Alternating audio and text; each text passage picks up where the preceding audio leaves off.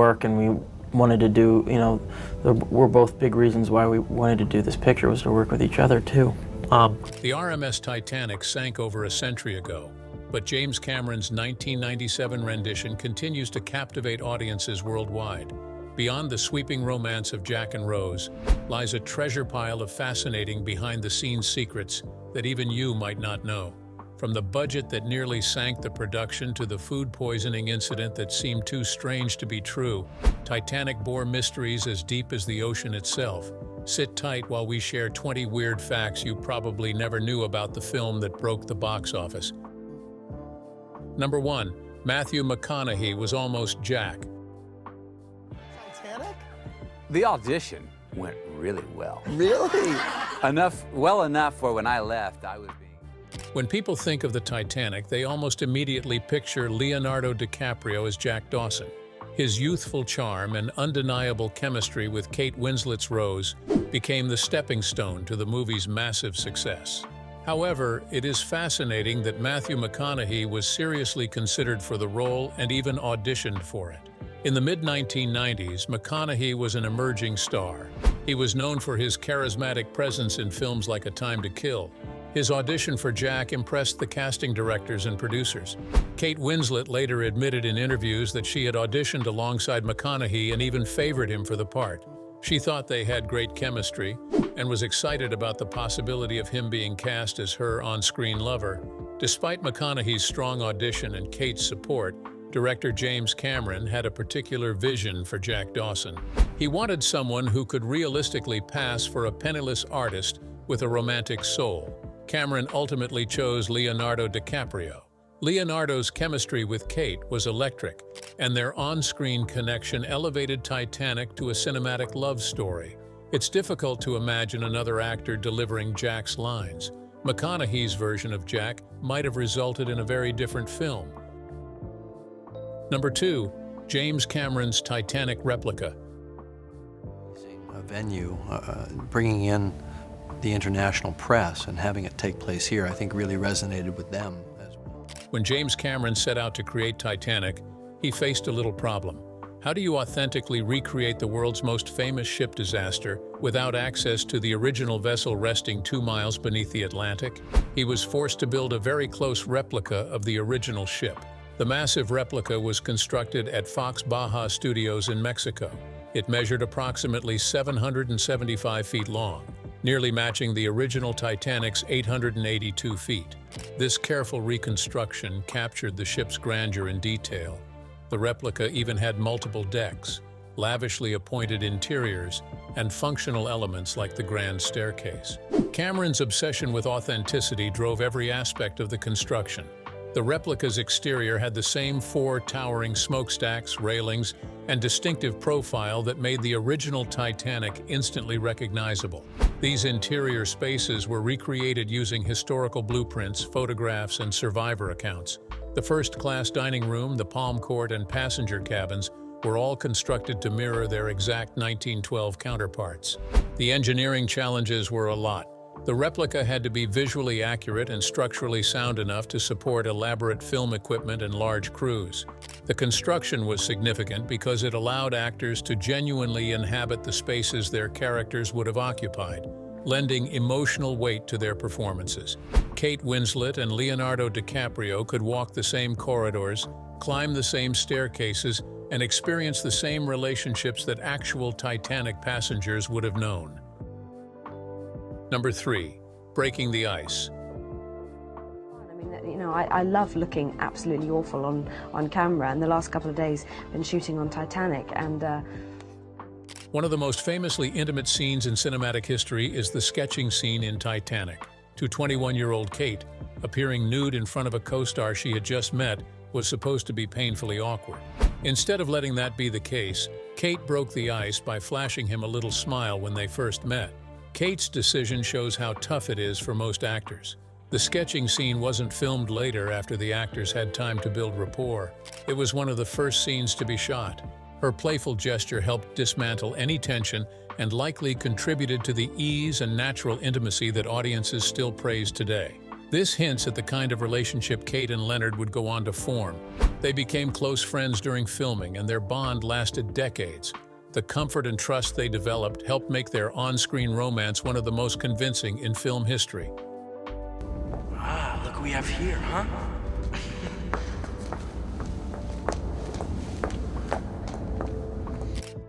Number 4, the academic Mstislav Keldysh. Explored the exterior of the ship and photographed it well. One of my goals in making the film was to essentially take the audience in a time machine and put them on the deck of the Titanic. When James Cameron planned to create the most authentic Titanic film possible, he decided to blur the lines between fiction and reality in ways few Hollywood productions have attempted. Rather than constructing big studio sets to represent the modern-day research vessel scenes, Cameron chose to film aboard the actual academic Mstislav Keldysh, which had been used for real Titanic expeditions. This showed that Cameron was committed to creating an authentic masterpiece. The academic Mstislav Keldysh was a legendary Russian research vessel that played a crucial role in deep-sea exploration since its launch in 1980. It was named after the Soviet mathematician and space program pioneer Mstislav Keldysh and was explicitly designed for ocean research. It is equipped with advanced technology for deep-sea missions.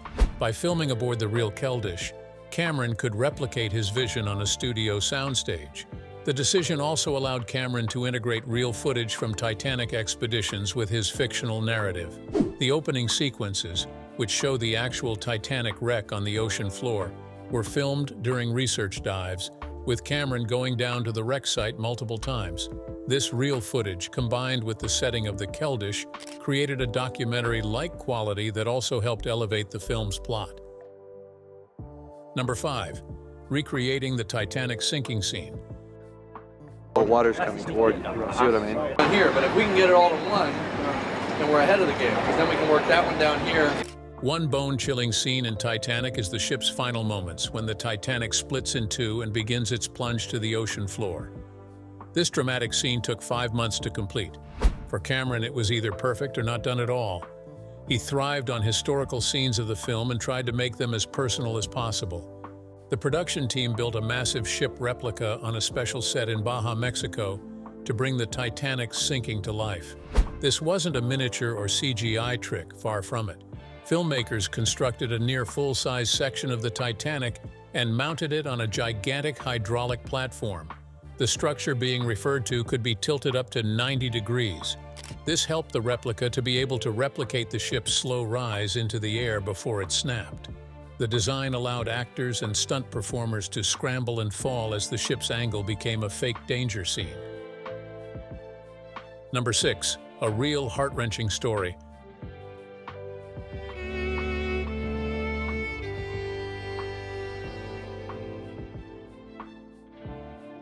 The image of an elderly couple lying together in bed as the ship sinks around them, water rushing through their first-class room while the band plays Nearer My God to Thee. This image was one of the most haunting in the film. It showed so many emotions in just a few seconds of showing. It showed love, acceptance, and grief. It was such an intense scene. As emotional as the scene was to everyone, the story was not born out of imagination. The real-life story of Isidore and Ida Strauss inspired it. They had both been on the real Titanic ship, and their devotion to each other in their final moments made many people bawl their eyes out. Isidore was a 67-year-old prominent German-American businessman and co-owner of Macy's department store. Ida was 63 and was a loving wife to her husband. The couple had been traveling in Europe during the winter of 1911 and 1912. They originally planned to board another vessel, but when a coal strike in England caused their ship's coal to be diverted to the Titanic. When disaster struck on the night of April 14, they were faced with an impossible choice. As women and children were being loaded into lifeboats, Ida was offered a seat to safety. However, she refused to leave her husband's side, reportedly saying she would not be separated after so many years of marriage. This act of love inspired Cameron's film, and he added their characters to the chaos. Although the film depicts them dying peacefully in bed, the reality is likely different. Witnesses reported seeing the couple on deck, with Ida stepping out of a lifeboat to remain with Isidore. Some claimed that the moment was filmed for the movie but was later deleted. The exact circumstances of their final moments remain uncertain, but their love for each other rang true because they wanted to face certain death together rather than apart. Number 7. Billy Zane's table flip in Titanic. Fiancé!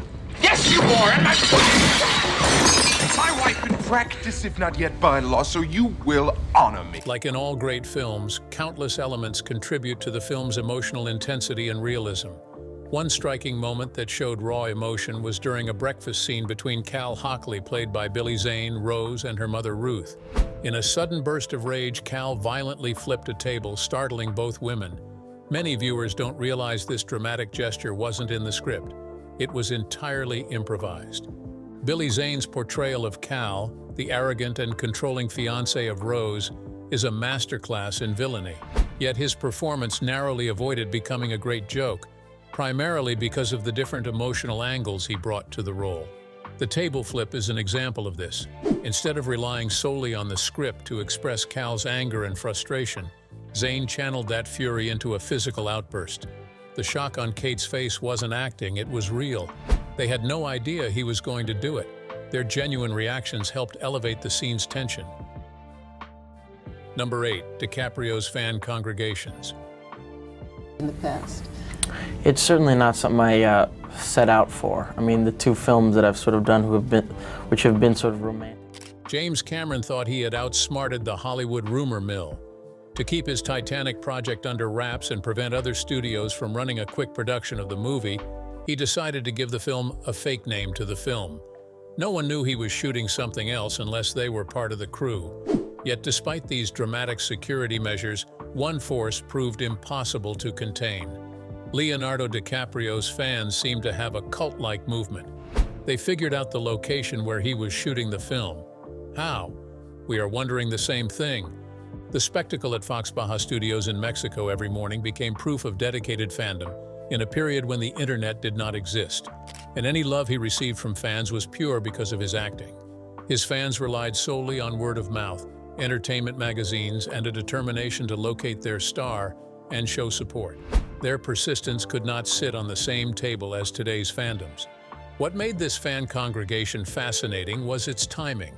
This was 1996, and Leonardo was still emerging as a major heartthrob star. His breakout role had been the live-driven Romeo in Romeo and Juliet. He was not one of the biggest people on set. He had not reached an immaculate kind of popularity. Fans loved him for his looks, and he hadn't yet reached the stratospheric fame that Titanic would bring him. Yet his fan base already demonstrated the devotion typically reserved for established superstars. The fans gathering at the studio gates witnessed or sensed an essential moment in cinema that changed the trajectory of filmmaking and history. The scene outside Fox Baja Studios also showed the challenges of filming a major motion picture in an era of intense fan culture. Studios could control press releases and official announcements, but couldn't control the networks of devoted fans who shared information through fan clubs and international pen pal networks. Number 9. The CGI breath fog in Titanic. It was all night shoots. That was very hard for me, really hard to make your body to adjust to that. Then there was extremely difficult. James Cameron's Titanic is widely praised for its groundbreaking visual effects and meticulous attention to detail. One of the interesting facts about the film's production is the decision to use CGI to simulate the cold breath fog of characters in the freezing Atlantic. In particular, visible vapor escaped their lips during the heartbreaking sinking scenes, especially when Jack and Rose clung to a floating door in the icy ocean. That visible vapor of their breath was entirely computer-generated. This small yet important detail is one of the many reasons James Cameron is one of the greatest in his field. At first glance, capturing real breath fog would be simply filming in cold conditions. After all, humans naturally exhale visible vapor when breathing in freezing temperatures. However, achieving consistent and controllable breath fog on camera is far more complicated than it looks. Variations in air temperature, lighting, camera angles, and the unpredictability of actors' breath patterns make it extremely difficult to capture visible exhalation that seems both natural and cinematic on camera. The actors were not floating in the freezing North Atlantic, but in large water tanks on sound stages, and the temperature wasn't cold enough to produce real foggy breath. To solve this problem, the visual effects team used computer graphics to create the visible background digitally in post-production digitally. Each breath was carefully tracked and animated to match the actor's mouth movements and emotional tone. The result was so seamless that few viewers realized the breath was artificial. This is an example of what film enthusiasts would call invisible special effects. Number 10. James Cameron ingenuity. Fully mature on the flight out. And that's just a glimpse. James Cameron is with us this morning. Good morning. How you doing? Congratulations, I should say. For 12 years, Titanic stood as an untouchable record breaker. The film earned over $2.2 billion worldwide and set a standard that seemed impossible to surpass. Yet Cameron accomplished what no other filmmaker had ever done in 2010. He surpassed himself with Avatar. He claimed the number 1 and 2 spots on the all-time box office charts. This was no small feat. This resulted from his ingenuity as a director with an eye for perfectionism. Titanic changed everything. It revolutionized filmmaking, introducing groundbreaking use of digital effects, massive practical sets, and historical attention to detail. The film's success was based on Cameron's combination of an appealing story with technology ahead of its time. The 13-year gap between Titanic and Avatar wasn't accidental. Cameron spent over a decade developing new three-dimensional camera systems, motion capture technology, and digital world-building techniques specifically for Avatar. While other directors might have rushed to make more money from their success, Cameron waited until technology could match his vision for the next project. His perfectionist tendencies served him well and made him quite different. This patience and perfectionism mirror his approach to Titanic, where he insisted on accuracy and perfect scenes. Titanic might have succeeded as a tragic romance, but Avatar beat Titanic's success twice. Its technology was more advanced and the plot had more depth. Number 11. The Titanic PCP chowder incident. This particular behind-the-scenes event is bizarre and deeply unsettling. The infamous PCP poisoning occurred during filming. While the movie is remembered for its romance and innovation, not many people know that the life mystery unfolded set. The incident took place during night filming in Nova Scotia. This was the location used to recreate the ocean scenes. The cast and crew were served lobster chowder from the on-site catering team. Soon after eating, people began to feel strange. Unknowingly ate drug-tainted lobster chowder on set. You know, it was kind of like very dreamy, very surreal. I was still functioning. Within minutes, symptoms escalated. Crew members reported disorientation, confusion, paranoia, and visual hallucinations. Some laughed uncontrollably, others cried or ran, panicking through the set. Over 80 individuals were hospitalized, including director James Cameron himself. Medical tests revealed the chowder had been laced with phencyclidine, PCP. This was a powerful hallucinogenic dissociative drug also known as angel dust. The effects were so extreme that Cameron suspected foul play immediately. According to reports, he even stabbed a pin into his arm to induce vomiting. Hospital staff initially thought it might be food poisoning, but toxicology confirmed the presence of PCP. Despite police investigations, the perpetrator was never identified. The catering company had prepared the chowder, but no individual was arrested or held responsible. The PCP poisoning delayed production, but did not derail the film. James Cameron would not allow this incident to distract his attention from making a masterpiece. Number 12. Young stars.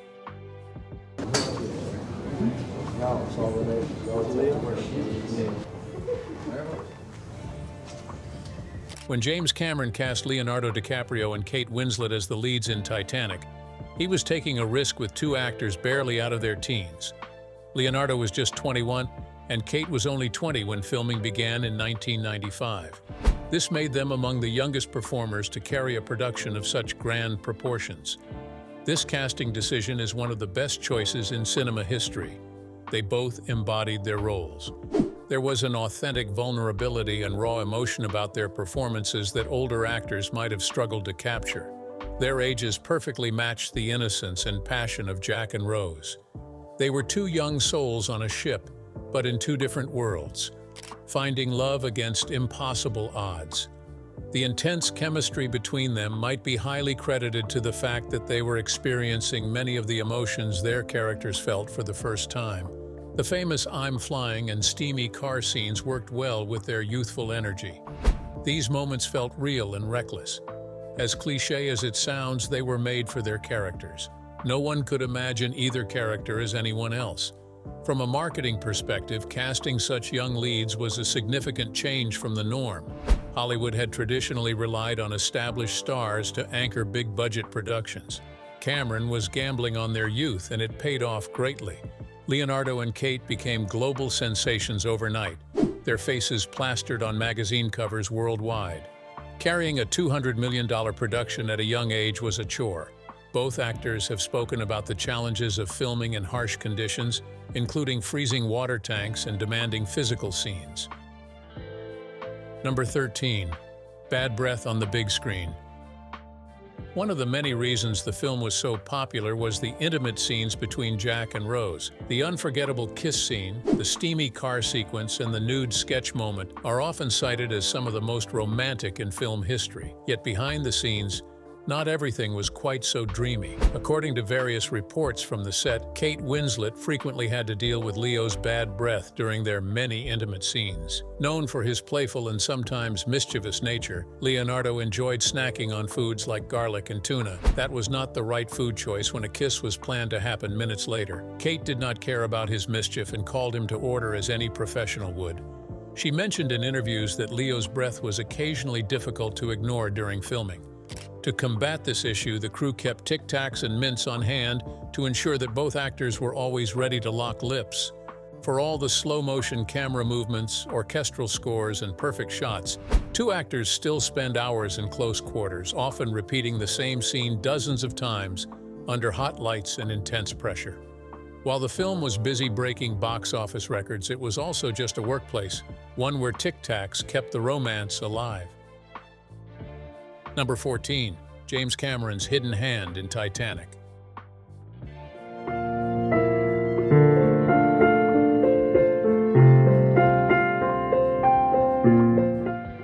The scene where Rose asks Jack to draw her like one of his French girls and she takes off her clothes is one of the film's most delicate, most vulnerable scenes.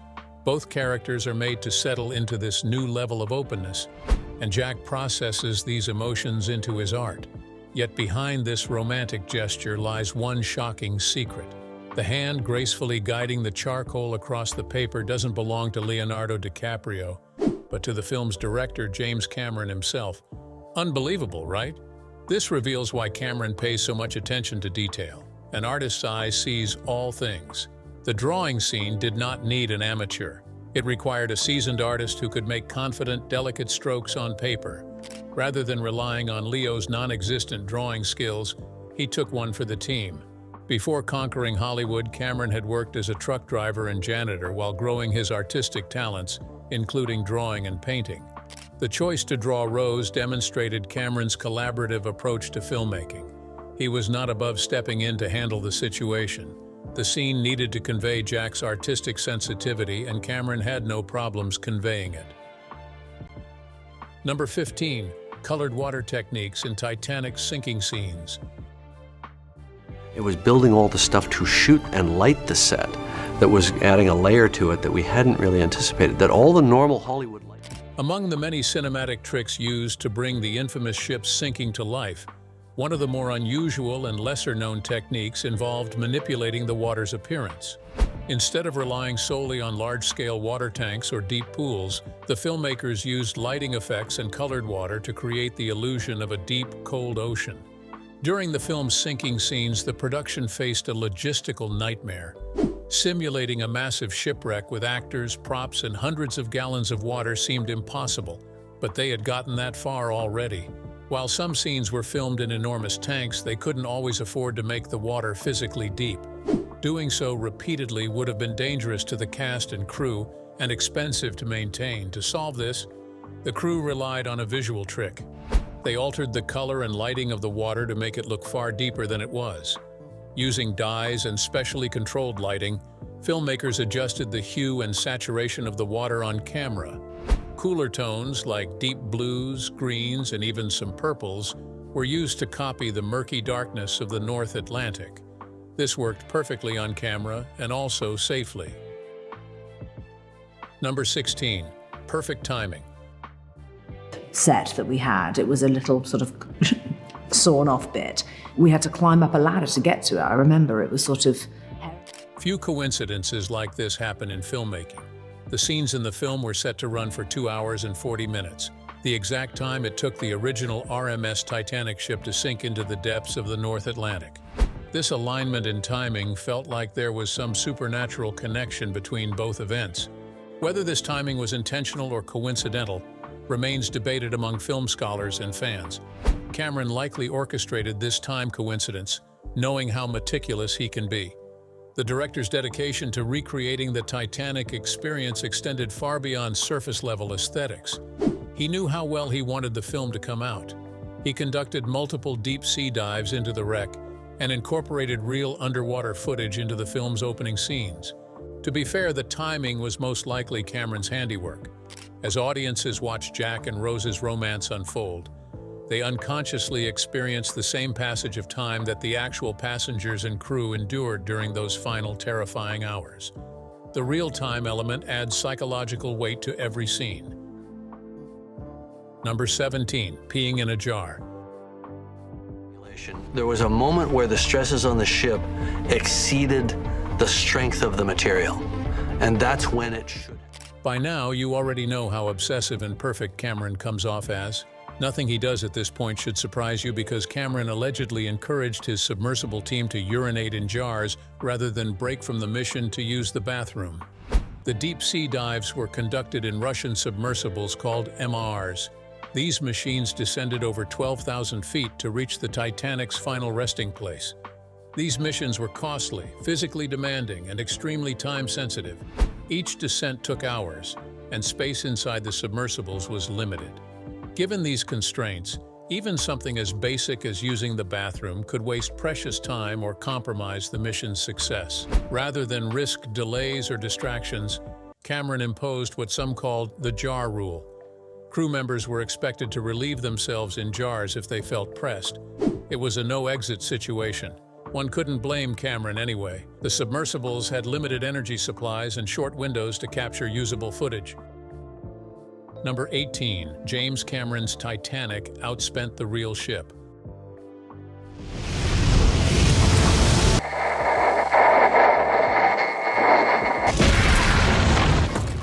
Ironically, Titanic cost more to produce than the real RMS Titanic did to build. While the real ship had a construction cost of around $7.5 million at the time, roughly $180 million today, adjusted for inflation. The film's budget skyrocketed to a staggering $200 million. The real Titanic was a marvel of engineering. It contained luxury accommodations, a gym, a swimming pool, and cutting-edge safety systems. It required thousands of workers and several years of construction. Now contrast that with Titanic, the movie. James Cameron insisted on historical accuracy down to the pattern of the carpet and the exact placement of the china in the dining rooms. Constructing the ship's replica cost a ton, reflecting the high price of modern filmmaking. Actor salaries, elaborate sets, visual effects, music scoring, and marketing contributed. Ironically, this financial gamble paid off.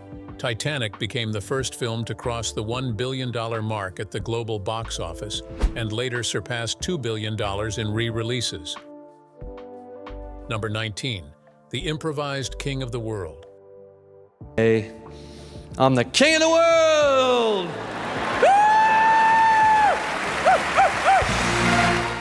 Some movie lines are so iconic they stick with you for the rest of your life. That was the effect of Jack Dawson's long and loud, "I'm the king of the world." He said it with such a feeling of freedom and happiness. He looked like he was one with the wind. That line would be quoted over and over again by a lot of people. The scene occurs early in the film as Jack stands on the ship's bow with arms outstretched. It's a moment of pure joy, but according to James Cameron, the scene wasn't coming together as hoped during filming. Frustrated, Cameron asked Leo to simply say anything that might capture the raw emotion of the moment. The result was, "I'm the king of the world." Cameron was initially unsure about the improvised line, but ultimately decided to keep it. He later admitted in interviews that he had no idea it would become so iconic. The line's impact extended beyond the movie itself. It became a symbol of Leo's rising stardom. When the film won many accolades, including Best Picture and Best Director, Cameron